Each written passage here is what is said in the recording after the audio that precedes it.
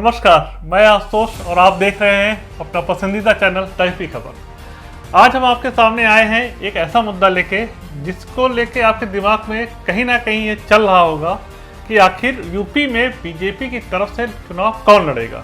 मैं आपसे इसलिए कह रहा हूँ बीजेपी की तरफ से क्योंकि हमेशा से ये आरोप लगते आए हैं कि यूपी में या कहीं भी चुनाव हो, चुनाव हमेशा आरएसएस ही लड़ती है। इस बार सिर्फ आरएसएस ही नहीं है दौड़ में, पीएम मोदी, सीएम योगी और बीजेपी भी साथ में शामिल है।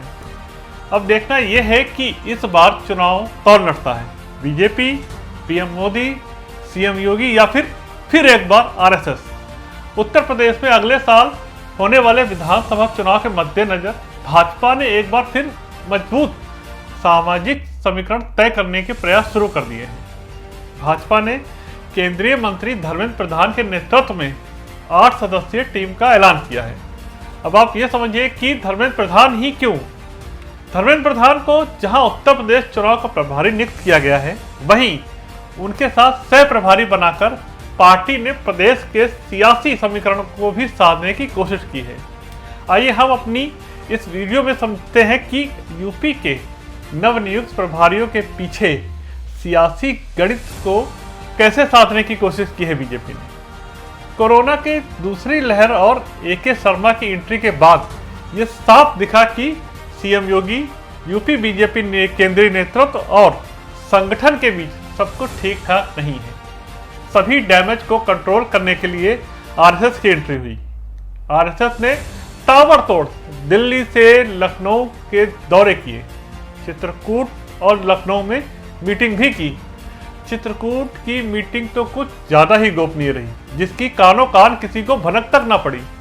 अब यूपी चुनाव प्रभारियों की लिस्ट जारी होते ही ये साफ हो गया है कि आरएसएस यूपी चुनाव को लेकर कितनी एक्टिव है और अपने अनुसार ही टीम बना के फील्डिंग सेट कर रही है।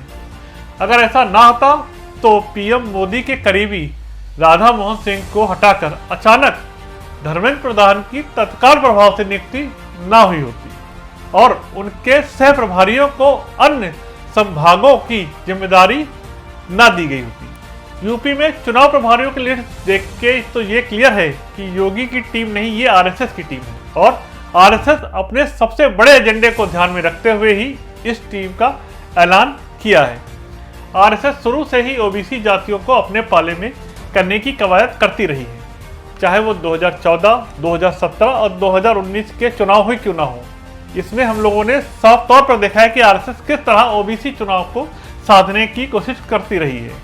इसी समीकरण को साधने के लिए एक बार फिर अपनी टीम का कप्तान धर्मेंद्र प्रधान को बनाया है, जो ओबीसी समुदाय से आते हैं। धर्मेंद्र प्रधान इससे पहले छत्तीसगढ़, बिहार और झारखंड राज्य में प्रभारी रहते हुए ओबीसी के बड़े तबके को पार्टी से जोड़ने का काम कर चुके हैं। उड़ीसा के अंगुल जिले के मूल निवासी धर्मेंद्र प्रधान राज्यसभा में मध्य प्रदेश का प्रतिनिधित्व भी करते हैं। इससे पहले वह केंद्रीय पेट्रोलियम मंत्री थे और उनके केंद्र की प्रमुख उज्ज्वला योजना को सफलतापूर्वक लागू करने का श्रेय धर्मेंद्र प्रधान को ही दिया जाता है। इस योजना के जरिए ग्रामीण परिवारों को मुफ्त गैस कनेक्शन की कल्पना को अमली जामा पहनाया गया था, वो भी धर्मेंद्र प्रधान के ही द्वारा। इस योजना ने ही 2017 के यूपी विधानसभा चुनावों और 2019 के लोकसभा चुनावों में बीजेपी की चुनावी संस्था में महत्वपूर्ण भूमिका निभाई थी। एबीवीपी के सक्रिय कार्यकर्ता होने के कारण धर्मेंद्र प्रधान की संघ और संगठन में अच्छी पकड़ है और यही कारण है कि आरएसएस ने उन्हें यूपी विधानसभा चुनाव 2022 का प्रभारी बनाया है। यूपी बीजेपी के सह प्रभारियों की बात करें तो केंद्रीय मंत्री अनुराग ठाकुर, अर्जुन राम मेघवाल, सरोज पांडे, शोभा करंदलाजे, कैप्टन अभिमन्यु, अन्नपूर्णा देवी और विवेक ठाकुर को यूपी विधानसभा चुनावों का जिम्मा सौंपा गया है। यहाँ भी आरएसएस ने अपने हिसाब से ही फील्डिंग सेट की है। वो इसलिए क्योंकि बीजेपी और आरएसएस ने यूपी में चुनावी टीम का गठन करते हुए जाति संतुलन बनाने की कोशिश की है, जो कि साफ दिख भी रहा है। अनुराग ठाकुर जहाँ क्षत्रिय समुदाय से हैं, अनुराग ठाकुर युवा हैं और अपने समाज में उनकी अच्छी खासी लोकप्रियता भी है। हालांकि यूपी में योगी आदित्यनाथ के सत्ता में आने के बाद राजपूत समुदाय बीजेपी का हार्डकोर वोटर बन गया है। वहीं अर्जुन राम मेघवाल दलित हैं और आईएएस से इस्तीफा देने के बाद 2009 से बीकानेर का प्रतिनिधित्व करते रहे हैं। दूसरी ओर सरोज पांडे, जो कि छत्तीसगढ़ की एक ब्राह्मण है और वर्तमान में बीजेपी के राज्यसभा सांसद भी हैं। उन्होंने 2014 के लोकसभा चुनाव में दुर्ग लोकसभा क्षेत्र का प्रतिनिधित्व भी किया था। सबसे खास बात, इन तीनों को संघ के भी काफी करीबी माना जाता है और पार्टी संगठन में भी इनकी अच्छी पकड़ है। कहा जा रहा है कि सरोज पांडे को भाजपा ने यूपी में ब्राह्मण वोटरों को रिझाने के लिए ही मैदान में उतारा है, लेकिन अगर यह भाजपा के केंद्रीय नेतृत्व वाली टीम होती तो शायद मध्य प्रदेश के नरोत्तम मिश्रा ज्यादा कारगर साबित होते। खैर, आरएसएस की टीम में शामिल किया कुछ सोच समझ के ही किया होगा। सरोज पांडे बीजेपी की महिला मोर्चा की अध्यक्ष रह चुकी हैं पहले भी। दुर्ग से लोकसभा सांसद रही हैं सरोज पांडे। छत्तीसगढ़ विधानसभा में वैशाली नगर से विधायक रह चुकी हैं ये। बीजेपी की राष्ट्रीय महासचिव सरोज पांडे ने 2018 में छत्तीसगढ़ राज्यसभा की एकमात्र सीट पर हुए चुनाव में कांग्रेस प्रतिद्वंदी लेखराम साहू को हराया था। बात विवेक सिंह की करें तो वे बिहार भाजपा के दिग्गज नेता सीपी ठाकुर के बेटे हैं और बिहार से ही राज्यसभा सांसद भी हैं। वे भाजपा नेतृत्व के साथ संघ के बहुत नजदीक बताए जाते हैं। वो भाजपा और संघ के बीच सेतु का काम करते हैं। शायद इसीलिए उनको इस बार इस टीम में जगह दी गई है। इसके अलावा कर्नाटक से आने वाली शोभा करंदलाजे को भी यूपी चुनाव में सह प्रभारी नियुक्त किया गया है, जो आरएसएस से राजनीति में आई हैं। वो हार्डकोर हिंदुत्व की राजनीति करती रही हैं और अब यूपी में सियासी धार देंगी।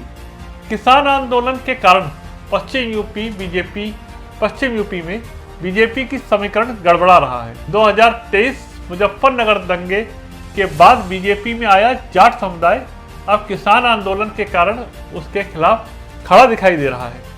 ऐसे में बीजेपी ने जाट समुदाय को बीजेपी के साथ रखने के लिए हरियाणा के पूर्व मंत्री और जाट समाज से आने वाले कैप्टन अभिमन्यु को यूपी चुनावी टीम का हिस्सा बनाया है। हरियाणा के सटे हुए पश्चिम यूपी में कैप्टन अभिमन्यु की नातेदारी और रिश्तेदारी भी है। ऐसे में बीजेपी ने अब उनके जरिए जाट वोटरों की नाराजगी को दूर करने का दांव चला है। इन सभी सियासी समीकरणों पर ध्यान दें तो एक बात बिल्कुल ही साफ है, वो ये कि यूपी चुनाव जीतने के लिए आरएसएस ने मैदान में उतरने के साथ साथ चुनावी कमान भी अपने हाथों में ले ली है और अपने हिसाब से ही वो चुनावी प्रबंधन कर रही है ताकि 2022 में यूपी में फतेह की जा सके। अभी के लिए बस इतना ही। ऐसी तमाम खबरों के लिए बने रहिए हमारे साथ। नमस्कार।